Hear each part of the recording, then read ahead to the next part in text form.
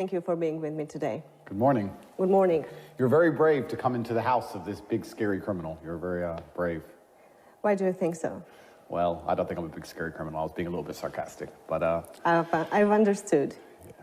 But it's the most debated case in Romania and maybe in this part of Europe. How did you get into this?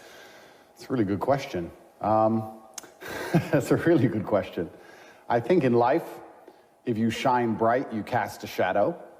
And I don't think that it would be an intelligent outlook to think that you can become one of the most known, Googled people on the planet without there being some degree of opposing force, which is going to try and damage your influence. So I think it's simply a side effect of my monumental success.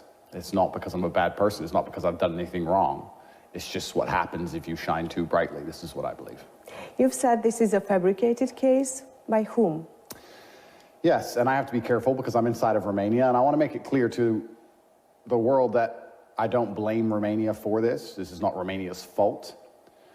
However, when you reach a certain level of influence, there are people who are extremely interested in trying to get you in trouble for something, regardless of whether the fact you've actually done anything wrong or not.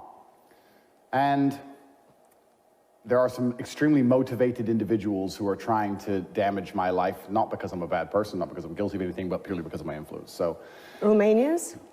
Well, it's a Romanian judicial system now, which I'm putting my faith in. I have faith in the judges to do the right thing. But ultimately, it's Romanian prosecutors and DCOT which decided to do this. But I don't think that, all in all, this is Romania's fault. I think that when you reach a certain height, anywhere in the world, certain things can happen. That's what I truly believe. Who's your enemy?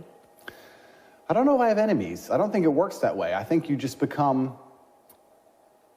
and it's not only me, I'm not the only person in the world who's ever gone through this. I don't think it's about enemies. I think it's about you become a target for very ambitious people. And it can work from the legal side and the criminal side of the world. If I'm an extremely wealthy, well-known person, I'm a target for a mafia gang or a robbery gang or criminals.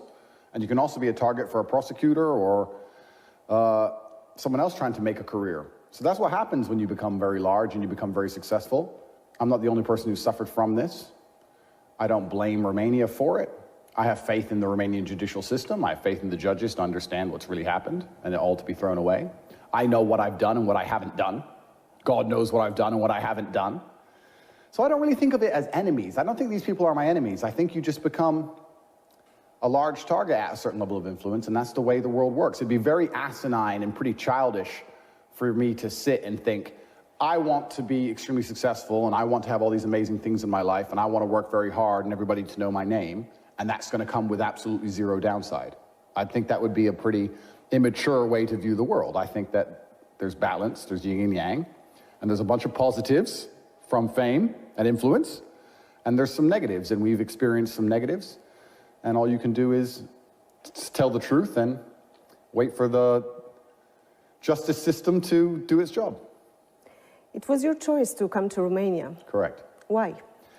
I love Romania and I love Romanian people, and I think that the Western world now is suffering massively and is in decline. And I think it's because they've adopted newthink and woke ideologies which are destroying everything which is fundamental about the fabric of society. I think that families are destroyed. I think that the education system is teaching children things they shouldn't know.